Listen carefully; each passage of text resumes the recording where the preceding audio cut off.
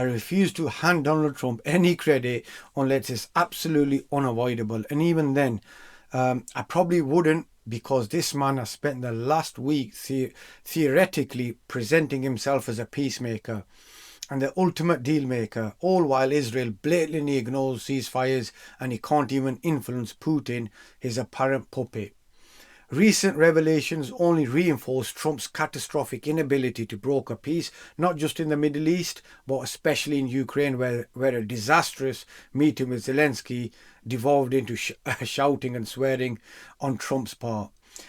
This is not a leader concerned with diplomacy, guys. He's got no grasp of foreign policy whatsoever. In this video, we're going to dissect his failures in excruciating detail. But first, if you enjoy our content, consider liking the video and subscribing. It truly does help us to keep going. Now, before diving into the leaked meeting with Zelensky, let's look at what Trump had to say about Putin. Did you get any sense from Putin that he would be willing or open to the idea of ending this war without taking significant property from Ukraine? Well, he's going to take something. I mean, they fought, and he has a lot of property. I mean, you know, he's won certain property. If you say that, he's won certain property. We're the only nation that goes in and wins a war and then leaves, you know, like we did under President Bush in the Middle East. We go in, we blast the hell out of everybody, destroy the place, and then we leave, you know. Remember, I used to say, keep the oil. But I really didn't say, I said two things. I said, don't go in. But then they went in. And I said, well, don't go in, but if you're going to go in, keep the oil. But we didn't keep the oil. Did you? What do? We go in, we blast it to pieces, and then we leave, you know. Doesn't make sense, never made sense.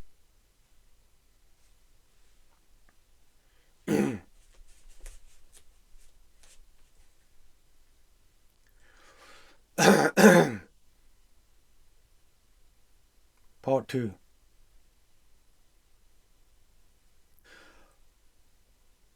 Putin is going to get something. Seriously, what on earth does Putin deserve, guys? I can't make sense of that line of thinking, and I certainly don't buy the idea of handing him extra leverage. Trump talks about his trade, deals like they're a game. Tariffs, payback, they've been ripping us off for decades, you know. But when actual lives and real wars are at stake, he speaks like it's business as usual. You know, he treats trade as a scoreboard and war like, you know, an afterthought. And then he muddies the water by effectively telling a murderous dictator that he has to get something. Even cracking some bizarre, flattering antidote, you know, like thanking Vlad for an edible arrangement. It's absurd and counterproductive. None of it helps him actually negotiate peace, because he doesn't seem interested in real diplomacy, in my opinion. Now, it looks like it's a performative posturing all the time, not statecraft. He's giving Putin room to maneuver, you know, plain and simple. As Zelensky put it, Trump's playing right into Putin's hands. Does President Trump need to get tougher with President Putin? Yes, and even more, because Putin is something similar, but more strong than Hamas. It's more bigger war, and he is the second army in the world, and that's why more pressure. Donald Trump doesn't need to toughen up. He needs to grasp what really toughness even is, because he clearly doesn't. The truth is he's weak. We saw it yesterday when millions marched against him. His grip is slipping because his whole act is just collapsing around him. He can buy influence, law firms, universities, friendly outlets. He can buy elites and actually bully him as well. But he can't buy or terrify the public. That's definitely something he can't do. He can't intimidate us, and he can't intimidate general public. Now, that's why he rages when we expose his weaknesses. You need an example? Look at the meeting with Zelensky. One of his own aides showed up, flaunting a Russian flag tie, and pro-Putin supposed Secretary of Defense parading a symbol that thrilled Putin supporters, you know, wearing that Russian type of tie with the same type of colours. It reads like a government hijack by a foreign influence and its allies who profit from it. all because Trump is actually ineffective.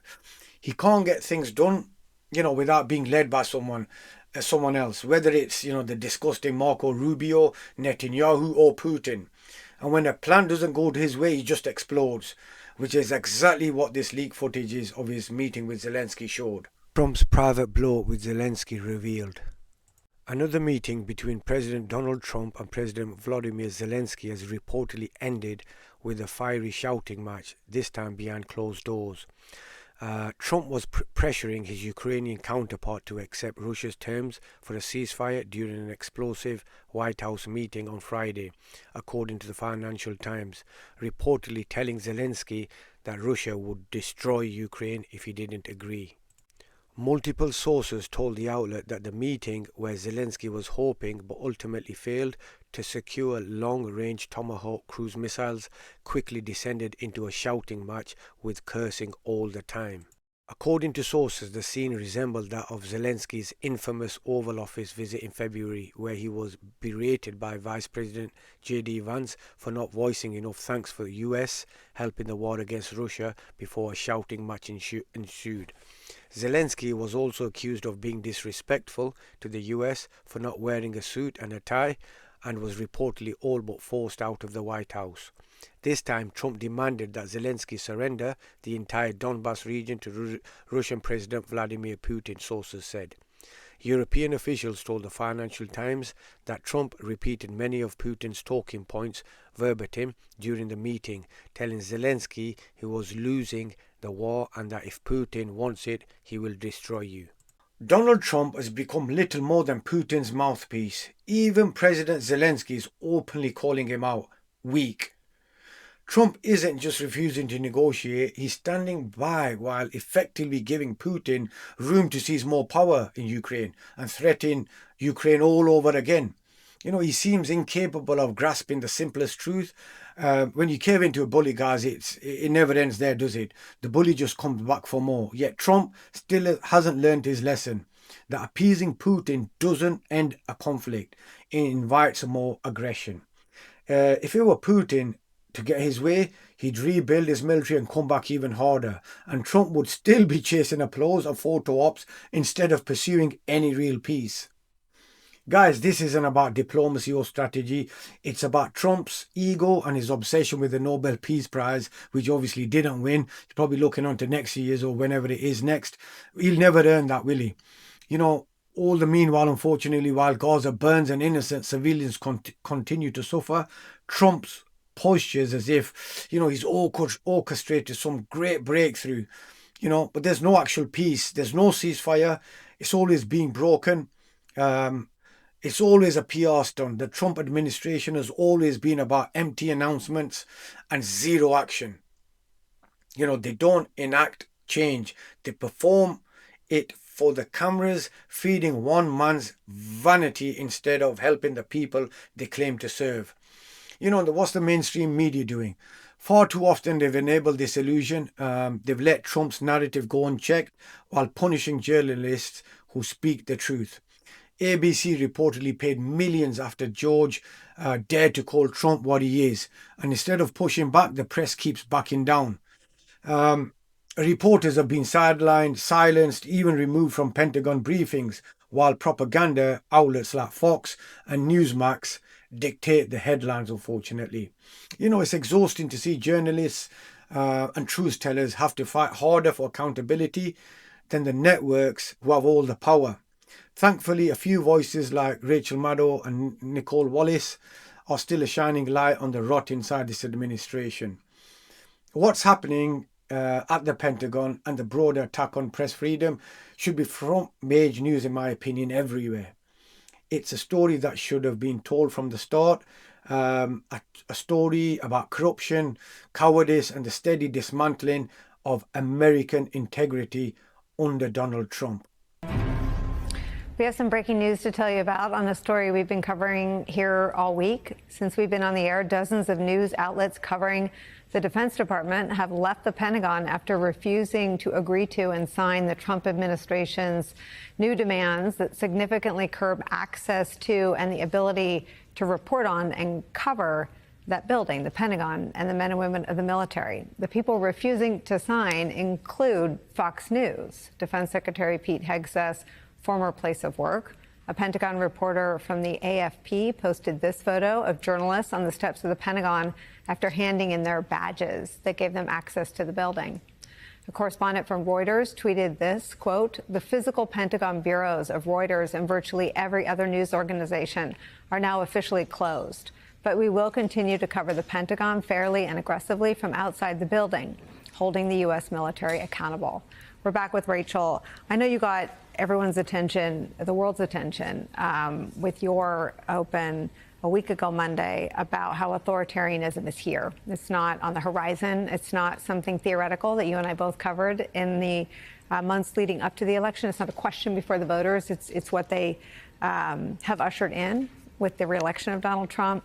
And this is, you know, chapter one, shutting out the free press, shutting out access to the truth about the military. Yeah, but this is also a really important chapter in what it means to stand up to authoritarianism. Nicole, we have talked about the fact that, you know, the people have been brave. Individual Americans, the people who you're going to see out this Saturday at the No Kings protests, the people who you've seen in every state of the country almost every day of the week taking some act of protest against Trump, those folks have been brave and principled and unafraid. The cowardice that we have seen has been from institutions, and that includes media organizations and news organizations, where we've seen executives over and over and over again make cowardly and craven decisions to try to appease Trump or please him in some way in the hopes that maybe that earns you another day of being allowed to operate at his pleasure. It's just been disgusting what we've seen from the most important and valuable corporations in this country and law firms and universities and all the rest of it.